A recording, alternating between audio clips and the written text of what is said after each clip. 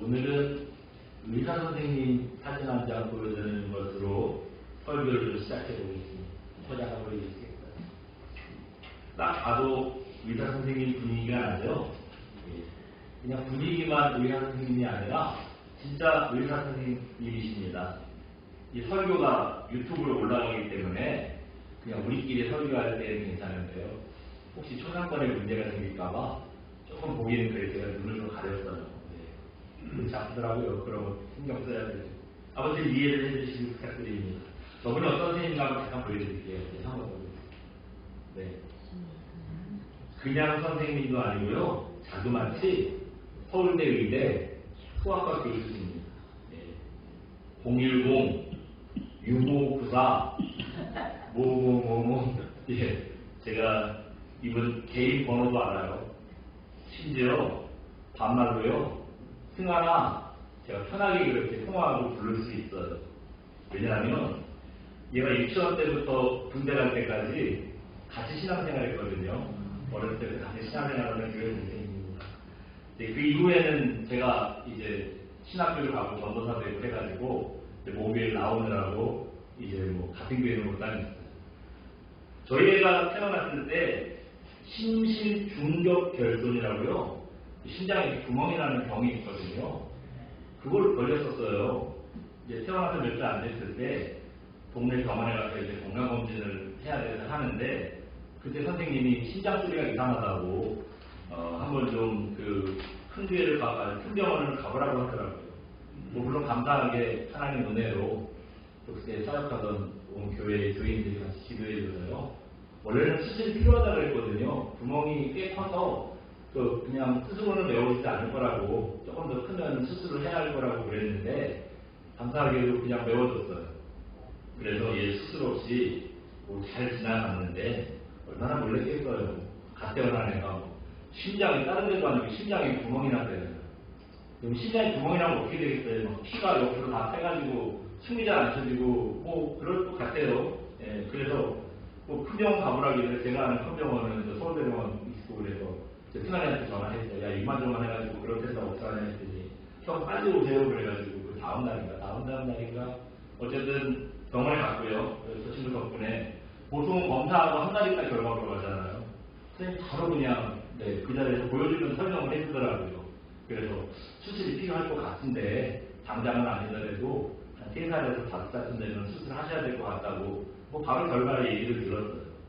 아무튼 뭐 이 친구가요. 제가 아는 사람 중에 아마 제일 똑똑한 사람일 거예요. 얼마나 똑똑하길래 제가 아는 사람 중에 제일 똑똑하다고 하냐 하면 당연히 서울대 의대 나왔어요. 서울대 의대를 나왔고요. 재윤이도 서울대 다니지만 재윤이보다 더 잘했어요. 그냥 들어가기도 어려운 서울대를 너는 몇 등으로 들어갔는지 모르지? 쟤는 40등으로 들어갔어요. 서울대에서 전교 40등으로. 그래가지고 이제 뭐 어디로 갈 건지를 그 당시에는 합격을 하고 빨리 정하는 거였대요. 그래가지고 자기는 컴퓨터공학과 계통으로 가고 싶어 했는데 온 교인들이 또 그 아버지가 장로님이셨고 어머니 권사님이셨는데 부모님이 무슨 소리냐 의대를 가라 그래가지고 의대를 갔어요. 그래서 의대를 가게 된 거예요. 내가 서울대 의대를 갔을 때 동네 사람들이 얼마나 부러워했겠어요. 교회에서도 집사님들이 뭐 난리였어요. 이렇게 좋은 학교 간 걸 부러워하는 이유가 뭘까요? 사람들은 똑똑한 거 좋아하잖아요. 똑똑한 거 좋아하지 않습니다. 그럼 여러분 똑똑하다는 게 뭘까요? 방금 말씀드렸던 의사 선생님처럼 좋은 학교 나오고 좋은 직장 가지면 그 사람 똑똑하다 그럴까요? 아니면 큰 사업을 일으켜서 여러분 큰 돈을 벌면 그 사람 똑똑하다 우리가 이렇게 얘기하겠습니까? 삼성그룹을 창업하신 이병철 회장님 아시죠? 이분이 담배를 많이 펴서 1987년에 폐암으로 돌아가셨답니다. 근데 이병철 회장님이 투병을 할 때요, 천주교회 정희채 신부님이라는 분한테 인생에 대해서, 신에 대해서 24가지 질문을 했대요. 이 정희채 신부님은 누구냐면 카톨릭대학교 총장을 하셨고 천주교에서는 그래도 대표적인 지성이라고 하는 그런 분이랍니다. 이병철 회장님이 원불교 신자였다는데 원불교에서도 뭐 스님이라고 하는지 모르겠어요. 근데 왜 원불교 스님들한테 물어보지 않고 신부님한테 물어봤을까요? 제가 평생 절에 다녀보니 부처님은 인생에 대해서 잘 모를 것 같고 예수님은 알 것 같고 그래서 신부님께 물어봤을까요? 뭐 아무튼 이병철 회장님이 그 질문지를 보내고 갑자기 만나가지고 그런 거 대놓고 물어볼 수는 없잖아요. 그 신부님한테 좀 답을 좀 준비를 해오고 좀 기간을 줘야 되잖아요. 그래서 먼저 이 질문지를 보냈대요. 그리고 이제 만나서 직접 답을 드리려고 했는데 갑자기 병이 악화되는 바람에 회복되지 못하고요. 그냥 돌아가셨답니다. 그 질문을 못 들었대요. 그 얘기를 이병철 회장님이 돌아가시고 25년 정도 후에 알려진 거예요. 정희재 신부님이 무슨 책을 썼는데 이제 그 책에 이 얘기를 쓴 거예요. 사람들이 몰랐는데 이제 그때야 알게 된 거죠. 그래서 천주교에서 늦었지만 이 질문에 대한 답을 냈고요. 또 우리 기독교도 가만히 있을 수 없잖아요. 그래서 기독교 쪽에서도 이 질문에 대한 답을 책으로 냈어요. 그 책이 뭐냐면 이 책이죠. 제목이 뭐래요? 백만장자의 마지막 질문. 그 삼성 회장님이 물어본 질문이라 백만장자의 마지막 질문. 이 책을 지은 김영규라는 분은 철학을 전공한 교수님이기도 하고요. 목사님은 아닌데 신학도 같이 전공을 했대요. 그래서 이 책이 이제 기독교적인 입장에서 그 질문에 대한 답을 한 책입니다. 저도 가지고 있어요. 한번 읽어봤는데 질문 자체가 뭐 간단한 질문 아니 심오한 질문이라 그러죠. 답도 간단하고 명쾌하지 않아요. 읽어보면 되게 지루하고 재미없고 아무튼 쉽게 읽히는 책은 아니더라고요. 얘기하고자 하는 거가 뭐냐면 삼성그룹같이 큰 사업을 일으킨 만큼 그런 능력이 있는 분이 돈 버는 능력, 사업하는 능력이 우리는 뭐 똑똑하다는 얘기 들을지 몰라도요. 인생에 대해서는 그 성직자에게 물어봐야 할 만큼 아무것도 몰랐다는 겁니다. 아무것도 몰랐다는 겁니다. 그래도 우리는 이렇게 굴지의 회사를 일으킨 분이면 뭐 돈 많이 벌고 명예도 없고 다 이룬 것 같아서 부러워하잖아요. 얼마나 그렇습니까? 그런데 과연 하나님도 이분을 똑똑하다고 성공한 인생이라고 인정이 되실까요? 오늘 본문에 보시면 어떤 사람이 똑똑한 사람이냐 이거 가르쳐주지 않아요. 그런데 어떤 사람이 어리석은 사람이냐 그거 가르쳐주고 있습니다. 그래서요 여러분 오늘 본문을 통해서 우리가 어리석은 사람이 되지 말고 하나님께서 인정하시는 그런 인생이 되자 하는 말씀을 생각해 보겠습니다. 하나님께서 말씀하시는 어리석은 사람은 어떤 사람이냐 한번 잠깐 보여주시겠어요? 예. 같이 읽어볼까요? 어리석은 자, 하나님을 인정하지 않는 자. 예. 어떤 사람이 어리석은 자예요? 하나님을 인정하지 않는 자. 우리는 어떤 사람을 어리석다고 그러죠? 실수가 많은 사람, 또 눈앞에만 보는 사람, 예? 눈앞에 당장 나의 이익만 따지고 이런 사람, 이런 사람 어리석다고 그러잖아요. 근데 하나님은 아니래요. 공부를 좀 못했어도 괜찮대요. 여러분 살아보시니 인생의 공부가 다가 아니잖아요. 네. 또 실수가 많아도 괜찮대요. 사람이 완전할 수가 없죠. 네. 완전할 수 없는 이런 우리 그 유한한 존재다 보니 당연히 실수하게 돼 있어요. 실수 없는 사람은 사람이 아니에요. 또 눈앞에 일만 볼 수도 있대요. 여러분 우리 지혜라는 게 뭐 얼마나 대단합니까? 우리가 아무리 지혜로워 봐야 앞날을 내다볼 수 있어요. 앞날을 내다볼 수 있으면 그건 하나님이지 사람이 아니죠. 그러니까 우리는 앞날을 내다볼 수 없기 때문에 눈앞에 일만 볼 수밖에 없는 거예요. 그래서 하나님은 이런 사람은 어리석은 사람이라고 그러지 않아요. 당연하다고 그랬어요. 그럼 어떤 사람 어리석다고 하셨습니까? 네? 하나님을 인정하지 않는 사람. 이 사람이 어리석은 사람이에요. 오늘 보면 1절입니다. 우리 1절 같이 한번 읽어봅니다. 시작. 어리석은 자는 내 마음의 일을 하나님이 없다 하는구나. 그들을 부패하고 그 행실이 가증하니 선을 행하는 자가 없도다. 아멘. 예. 여기 보시니까 어떤 사람이 어리석은 사람은 어떻게 생각한대요? 그 마음에 생각하기를 예 하나님이 어딨냐? 있으면 보여줘. 하나님 없어. 그런다는 거예요. 하나님이 살아계시다는 것도 인정하지 않고 하나님께서 이 세상을 섭리하신다는 것도 인정하지 않고 하나님의 구원과 심판도 인정하지 않는 사람, 이런 사람을 어리석다. 하나님께서 그렇게 말씀하시는 거예요. 그렇다면 왜 이 하나님을 인정하지 않는 무신론자들을 어리석은 사람이라고 말씀하실까요? 왜 그런가 우리가 이치를 좀 따져봐야지. 여러분, 하나님을 인정하지 않으니 세상에 무서울 게 있겠어요? 특별히 뭔가 가진 게 많고 능력이 많고 이런 사람일수록 세상을 무서워하지 않습니다. 하나님을 인정하지 않으니 하나님의 심판도 인정하지 않고요. 또 하나님의 구원도 인정하지 않아요. 그냥 내가 죄인 줄 알고 그냥 나 잘난 맛에 사는 거예요.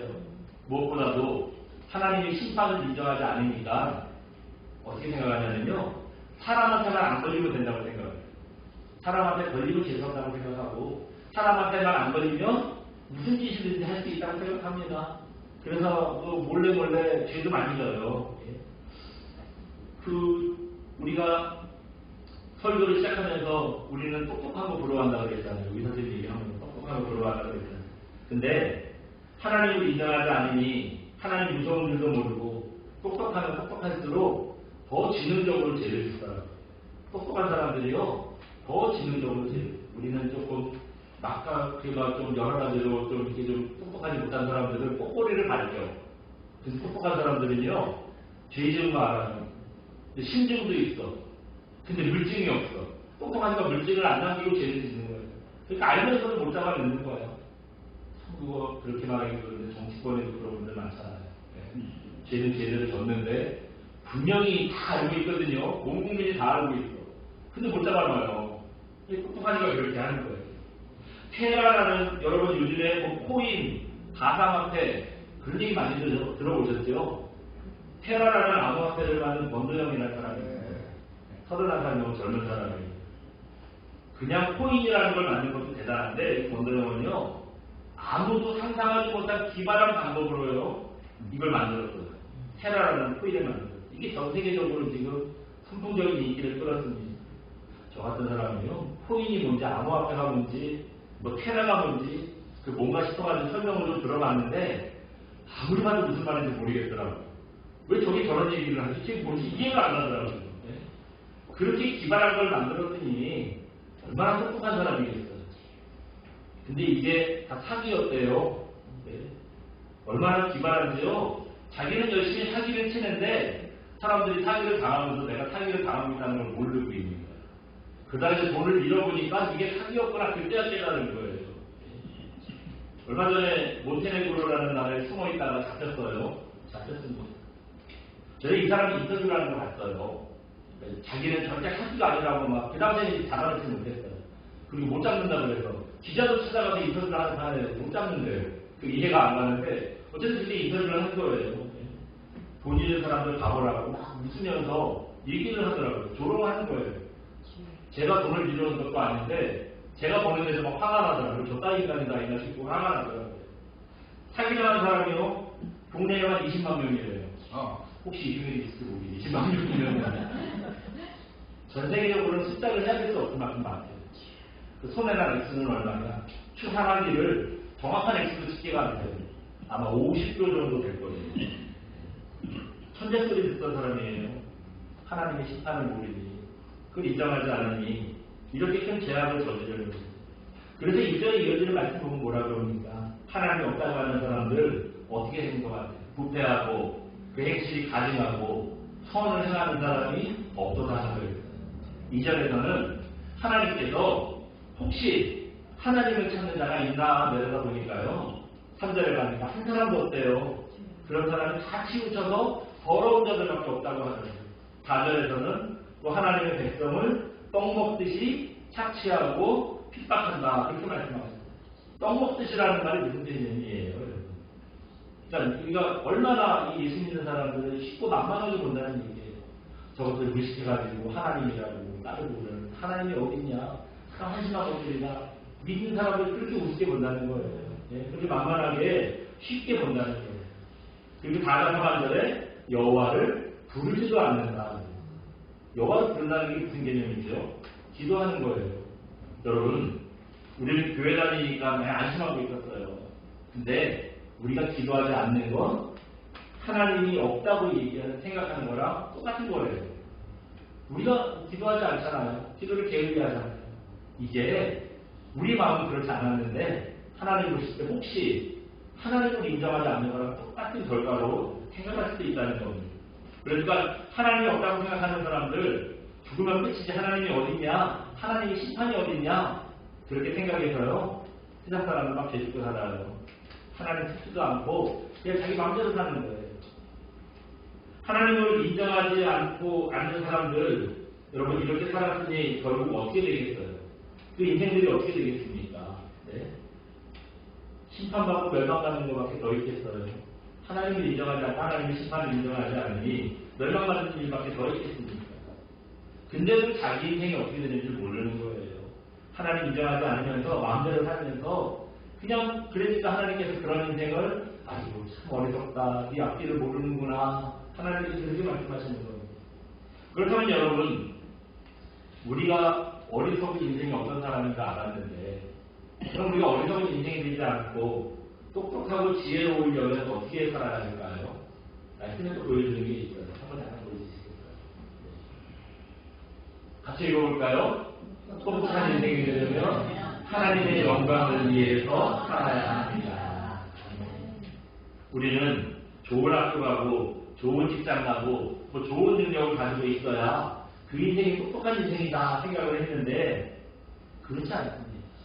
그 사람의 생각일 뿐이에요. 우리는 좋은 학교 가는 거, 뭐 능력 있는 거, 뭐 좋은 직장 가는 거, 저 사람 참 대단한 사람일 거야 라고 막 생각을 하는데요. 그건 사람의 생각일 뿐이에요. 하나님은 절대 그런 인생을 똑똑한 인생이라고 인정하시지 않는다는 겁니다. 그럼 어떤 인생이냐? 하나님의 영광을 위해 사는 인생, 그 인생이 가장 가치 있는 인생이고요. 그런 인생을 하나님께서 인정하시는 인생이라는 거예요. 그래서 바울이 고린도전서 10장 32절에 이런 얘기를 보여주시겠습니다.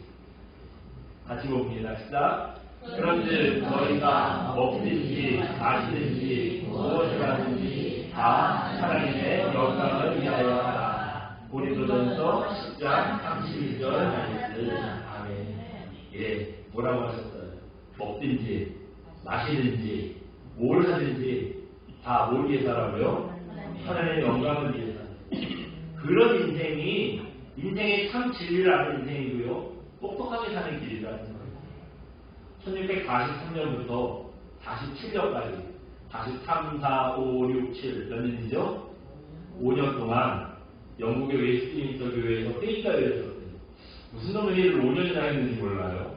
5년 동안 회의를 했어요. 이 회의를 뭐라 그러냐면 웨스트민스터 회의라고 해요. 웨스트민스터 교회에서 열린 회의이기 때문에 웨스트민스터 교회 회의라고 하는데 이 회의에서요 두 가지 되게 특별한 논의가 있었습니다. 뭐냐면 우리 장로교회 예배 모범, 예배를 어떻게 드리느냐, 예배 순서를 어떻게 정할 것이냐, 또 거기에 무슨 의미가 있느냐, 이 예배 모범을 정했고요. 또 우리가 믿는 신앙을 체계적으로 정리를 했어요. 이때 정리된 것들이 이제 몇 가지 책으로 나왔는데 그 중에 하나가 소요리 문답이라는 겁니다. 그럼 소요리 문답이라는 얘기 들어보셨죠? 예, 이만 책인데요. 거기에 우리가 신앙생활하면서 꼭 알아야 되는 거 이거를 107가지로 이제 정리를 해놨어요. 그거에 대한 질문을 하고 답을 하는 겁니다. 그 중에 뭐 이 107가지를 다 알아보긴 어렵고요. 대표적으로 제일 첫 번째 질문이 뭔가를 많이 봐요. 그게 뭐냐? 한번 첫 번째 질문을 보여주시겠어요? 다시 한번 읽어봅니다. 소요리 문답 1번 사람의 제일되는 목적이 무엇인가? 이게 1번 질문이에요. 사람의 제일되는 목적이 뭐냐? 바꿔 말하면 우리가 이 땅에 태어난 이유가 뭔지 우리가 존재하는 이유가 뭔지를 물어보는 거예요. 답이 뭘까요? 보여주시겠어요? 네. 답도 봅니다. 하나님을 영화롭게 하는 것과 영원토록 하나님을 즐거워하는 것입니다. 이게 1번. 여러분 1번이 제일 중요한 거잖아요. 꼭 알아야 되는 거잖아요. 그 제일 중요하다고 생각하는 게 뭐냐? 사람의 제일 되는 목적이 뭐냐? 우리가 왜 태어났고 사는 목적이 뭐냐? 답이 뭐래요? 하나님을 영원롭게 하는 거예요. 또 하나님으로 우리가 즐거워하는 거예요. 그게 우리가 평생 놓치지 말고 살아야 할 가장 중요한 일이라는 거예요. 공부 잘하는 위해서도 아니고 돈 많이 벌기 위해서도 아니고 자기가 무슨 능력 가졌냐 이거 발휘하기 위해서 우리가 사는 것도 아니라는 거죠. 하나님을 영원롭게 하고 하나님의 영광을 나타내고 또 하나님이 계시는 것으로 기뻐하고 구원받는 것으로 즐거워하는 거 이게 바로 우리가 태어난 목적이고요. 우리가 사는 이유라는 겁니다. 살다 보면 실패하고 낙심하고 어려움 당할 때 있지요. 네. 그렇다고 여러분 하나님 원망하고 좌절하는 건요. 성도의 모습이 아니에요. 혹시 그럴 일도 없지만 혹시 하나님께서 도와주시지 않아도 우리가 실패하고 넘어져도요. 거기에 너무 좌절하지 마세요. 하나님이 계신 것만으로 하나님께서 나를 구원하신 것만으로 기뻐하고 또 즐거워야 한다는 겁니다. 그래서 말에 앞에 얘기했잖아요. 무엇을 먹든지 무엇을 마시든지 뭘 하든지 하나님의 영광을 나타내야 한다. 그거라고 우리가 태어난 거예요. 우리가 그거 하라고 살아가야 한다는 겁니다. 제가 청년 때 우리 청년부 전도사님이랑 교회에서 찬양대회를 나간 적이 있어요. 제가 뭐 노래 실력이 그만하지만 우리 전도사님이 아주 가수 땀치는 선수였어요. 노래를 정말 잘했어요. 결과가 어떻게 됐겠어요? 예, 전도사님 덕분에 1등 했어요. 1등 했어요.